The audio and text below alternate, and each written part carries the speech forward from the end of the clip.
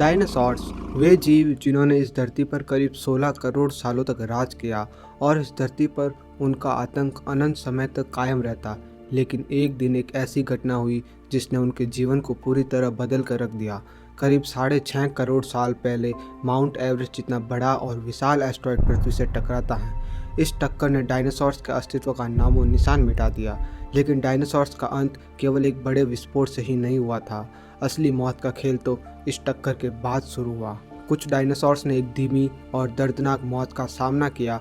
कुछ विस्फोट में जलकर मारे गए तो कुछ सुनामी में डूबकर, कुछ जमीन के नीचे दबकर मारे गए। वहीं कुछ डायनासोर दम घुटने की वजह से तड़प कर मर गए। तो आइए चलते हैं इस खतरनाक और रोमांचक सफर पर, जहां हम इस पूरी विनाशकारी घटना को विस्तार से समझेंगे और जानेंगे कि एस्टेरॉयड के टक्कर के बाद कौन कौन सी घटनाएं हुई। तो मेरा नाम है अनिरुद्ध और चलिए शुरू करते हैं आज का ये वीडियो। आज से करीब 6.5 करोड़ साल पहले धरती पर मौसम सामान्य था। ये वो समय था जब धरती पर सबसे बड़े जीव डायनासोर्स राज करते थे। चारों ओर घने जंगल फैले हुए थे जहां हरियाली अपनी चरम पर थी। यहाँ रहने वाले डायनासोर्स किसी बिल्डिंग से भी ज़्यादा ऊंचे हुआ करते थे और उनके जबड़े इतने ताकतवर थे कि हड्डियों को भी चूर चूर कर दे। इस समय ये विशालकाय डायनासोर अपने दैनिक जीवन में व्यस्त थे। कुछ शाकाहारी डायनासोर्स घास के मैदानों में चल रहे थे तो कुछ अपने समूह के साथ शिकार की रणनीति बना रहे थे। वहीं कुछ डायनासोर्स एक दूसरे से ही लड़ रहे थे। पानी में रहने वाले डायनासोर्स मछलियों का शिकार कर मज़े से अपनी ज़िंदगी जी रहे थे, लेकिन उन्हें नहीं पता था कि उनकी ये दिनचर्या जल्दी ही इतिहास बनने वाली है। दूर अंतरिक्ष से एक 15 किलोमीटर बड़ा एस्टेरॉयड पृथ्वी की ओर तेज़ी से बढ़ रहा था। यह एस्टेरॉयड धरती पर करोड़ों सालों की जैविक उन्नति को तहस नहस करने वाला था। टकराव के 12 घंटे पहले रात का समय था। सभी डायनासोर्स अपना भोजन करके सो ही रहे थे। कुछ डायनासोर्स झुंड में अपने सुरक्षित ठिकानों की ओर बढ़ रहे थे तो कुछ डायनासोर रात के शिकार में व्यस्त थे। लेकिन इस समय अगर कोई डायनासोर आसमान की ओर देखता तो उसे 2 चांद नजर आते। यह नज़ारा देखने में बेहद खूबसूरत रहा होगा, लेकिन वे यह नहीं जानते थे कि उनमें से एक चांद यानी वह चमकता हुआ एस्टेरॉयड उनका काल बनकर धरती की ओर बढ़ रहा है। टकराव के 6 घंटे पहले अब धीरे धीरे सुबह होने लगी थी। सूरज की हल्की किरणें धरती को रोशन करने लगी थी और सभी डायनासोर्स अपने दैनिक कार्यों में व्यस्त हो गए थे। शाकाहारी डायनासोर घास के मैदानों और जंगलों में भोजन की तलाश में निकल पड़े, जबकि मांसाहारी डायनासोर्स अपने शिकार की तलाश में सतर्क हो गए। आसमान अभी तक तो शांत था और शायद हमेशा शांत ही बना रहता अगर इस समय यह एस्टेरॉयड हमारे उपग्रह चांद से टकरा गया होता। लेकिन शायद प्रकृति को तो कुछ और ही मंजूर था। यह एस्टेरॉयड चांद के बहुत करीब से गुजरा और एक चमकता हुआ गोला बनकर तेजी से धरती की ओर बढ़ने लगा। यह दिन डायनासोर्स के लिए एक सामान्य दिन जैसा लग रहा था, लेकिन उन्हें नहीं पता था कि यह उनकी आखिरी सुबह थी। टकराव के 10 मिनट पहले अब यह एस्टेरॉयड पृथ्वी के इतना करीब आ चुका था कि इसका आकार चांद से भी बड़ा दिखाई देने लगा था। ये नज़ारा बेहद डरावना और खौफनाक था। डायनासोर्स और अन्य जीव जो इस समय आसमान की ओर देख रहे हैं, उन्हें समझ नहीं आ रहा कि आखिर ये क्या हो रहा है। यह विनाश की घड़ी अब बेहद करीब थी। टकराव के 5 सेकंड पहले यह एस्टेरॉयड पृथ्वी के वायुमंडल में दाखिल हुआ। इस समय इसकी स्पीड करीब 72,000 किलोमीटर प्रति घंटा थी।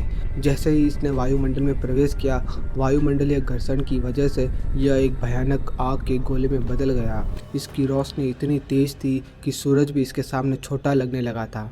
इसकी सतह का तापमान कई हजार डिग्री सेल्सियस तक बढ़ गया। अगर इस समय कोई डायनासोर इसे आसमान में देख रहा होगा तो उसकी आंखों में इतनी तेज रोशनी पहुंचती कि वह तुरंत अंधा हो गया होगा। इस एस्टेरॉयड को सिर्फ 5 सेकंड लगे पृथ्वी की सतह तक पहुंचने के लिए। अगर ये एस्टेरॉयड समंदर में गिरता तो शायद इतना ज़्यादा विनाश न होता, लेकिन प्रकृति ने इस बार भी डायनासोर्स का साथ नहीं दिया। शायद डायनासोर्स की किस्मत में मरना ही लिखा था। ये एस्टेरॉयड मैक्सिको के तट के पास पृथ्वी से जा टकराता है। इस टक्कर ने पूरी पृथ्वी को हिला कर रख दिया। इस टक्कर में करीब 1000 करोड़ एटम बम जितनी ऊर्जा निकलती है। ये ऊर्जा इतनी ज़्यादा थी कि टकराव के 900 किलोमीटर के दायरे में आने वाले सभी डायनासोर्स और पेड़ पौधे पल भर में ही पिघलकर भाप में तब्दील हो गए और 5000 किलोमीटर के दायरे में तापमान इतना ज़्यादा बढ़ गया था कि कई डायनासोर्स गर्मी से जलकर तड़पते हुए मर गए। इस टक्कर की वजह से पृथ्वी पर 20 किलोमीटर गहरा और 180 किलोमीटर चौड़ा गड्ढा बन गया। इस टकराव में कई मिलियन मीट्रिक टन धूल, मिट्टी और छोटे पत्थरों के टुकड़े ऊपर अंतरिक्ष में चले गए। यह टक्कर इतनी जोरदार थी कि इसने पूरी पृथ्वी पर 11 मैग्नीट्यूड का भूकंप ला दिया। यह पृथ्वी के इतिहास का सबसे खतरनाक भूकंप था। इस टकराव की वजह से अभी तक सिर्फ 30% डायनासोर्स का ही अंत हुआ था। तबाही का असली मंजर तो अभी बाकी था। टकराव के 10 मिनट बाद पृथ्वी पर टकराव के दूसरी तरफ इस विनाश की कोई खबर नहीं थी। वहां के डायनासोर्स को कोई अंदाजा नहीं था कि कुछ ही समय में उनकी मौत उनके सामने आने वाली है। उस शक्तिशाली भूकंप की वजह से पृथ्वी पर जगह जगह सुनामी की लहरें उठने लगी। यह कोई आम सुनामी नहीं थी, बल्कि ये किसी भी सुनामी से 30,000 गुना ज़्यादा शक्तिशाली थी। इस सुनामी की लहरें करीब 200 मीटर ऊंची थी। सुनामी ने तटीय क्षेत्रों में कई हजार किलोमीटर अंदर तक तबाही मचाई। न जाने कितने डायनासोर्स जो टकराव से कोसों दूर थे, डूबने की वजह से मारे जाते हैं। प्रकृति का ये भयानक रूप रूह कपा देने वाला था। ऐसा लग रहा था मानो आज पूरी धरती पानी में समा जाएगी। लेकिन अभी तक सभी डायनासोर्स का अंत नहीं हुआ था। वे डायनासोर जिंदा थे जो टकराव और समुद्री इलाकों से दूर थे। वे टकराव से तुरंत खत्म नहीं हुए, पर अब तक उन्हें भी खतरे का एहसास हो चुका था। टकराव के 5 घंटे बाद पृथ्वी पर तबाही जारी थी। इसी बीच एक और भयानक घटना हुई। जो धूल, मिट्टी और पत्थरों के टुकड़े ऊपर अंतरिक्ष में गए थे, वे अब आग के गोले बनकर पृथ्वी पर गिरने लगे। ऐसा लग रहा था मानो पृथ्वी पर आग की बारिश हो रही हो। इन आग के गोलों ने पृथ्वी की सतह को भस्म कर दिया और जगह जगह विस्फोट और आग की लपटें फैल गई। पृथ्वी के वायुमंडल में कई किलोमीटर मोटी धूल की परत छा गई। इस भयानक प्रभाव के कारण न सिर्फ पृथ्वी के सतह पर जीवन समाप्त हुआ, बल्कि उड़ने वाले डायनासोर्स की भी मौत हो गई। अब तक करीब 70% डायनासोर्स पूरी तरह समाप्त हो चुके थे, लेकिन कुछ किस्मत वाले डायनासोर्स अभी तक जिंदा थे। लेकिन प्रकृति उन्हें भी कहाँ छोड़ने वाली थी। टकराव के एक दिन बाद उस भूकंप ने कई ज्वालामुखी को सक्रिय कर दिया, जिसकी वजह से पृथ्वी पर जगह जगह ज्वालामुखी विस्फोट होने लगे। इस वक्त पृथ्वी का माहौल किसी नर्क की तरह था। इन ज्वालामुखी विस्फोटों में कई तरह की जहरीली गैसें निकलने लगी। ये विस्फोट इतने तीव्र थे कि आसपास के क्षेत्रों में हर जगह लावा, राख और गैस का सैलाब फैल गया। इनके आसपास के क्षेत्रों में आने वाले डायनासोर ज्वालामुखी से निकलने वाले लावा में जलकर मर गए, और जो जीव लावा से बचने में सफल हुए वे भारी गर्मी और जहरीली गैसों के कारण दम घुटने से मर गए। इन ज्वालामुखी विस्फोटों में विभिन्न प्रकार की गैसें निकली, जैसे सल्फर डाइऑक्साइड, कार्बन डाइऑक्साइड और हाइड्रोजन सल्फाइड। इन गैसों ने वायुमंडल में घुलकर पूरे वातावरण को जहरीला बना दिया, जिससे पूरी पृथ्वी पर ऑक्सीजन की कमी हो गई और धरती पर जीवन के लिए स्थिति और भी अधिक खतरनाक हो गई। इन विस्फोटों से उत्पन्न हुई राख और गैस पहले से ही वायुमंडल में मौजूद धूल मिट्टी में मिल गई, जिससे ये परत और भी मोटी हो गई और इसने पृथ्वी को चारों ओर से घेर लिया। इसकी वजह से सूरज की रोशनी पृथ्वी तक नहीं पहुंच पा रही थी। कई सालों तक पृथ्वी पर सूरज की रोशनी नहीं आ पाई, जिससे धीरे धीरे पृथ्वी का तापमान गिरने लगा और सर्दी का दौर शुरू हो गया, जो कई सालों तक जारी रहा। इस अंधकार और ठंडे वातावरण ने बचे कुचे डायनासोर्स के लिए भी जीवन को असंभव बना दिया। पृथ्वी पर सूरज की रोशनी न पहुंच पाने के कारण पेड़ पौधे भी सूखने लगे थे, जिससे सभी शाकाहारी डायनासोर्स का खात्मा हो गया। जो डायनासोर्स मांसाहारी भोजन करते थे, वे मरे हुए डायनासोर्स का मांस खाकर कुछ दिन तक जीवित रहे, लेकिन उसके बाद भूख की वजह से उनकी भी मौत हो गई। अब जो जहरीली गैसें वायुमंडल में गई थी, वे आपस में रिएक्शन करके एसिड रेन यानी अम्लीय वर्षा के रूप में बरसने लगी।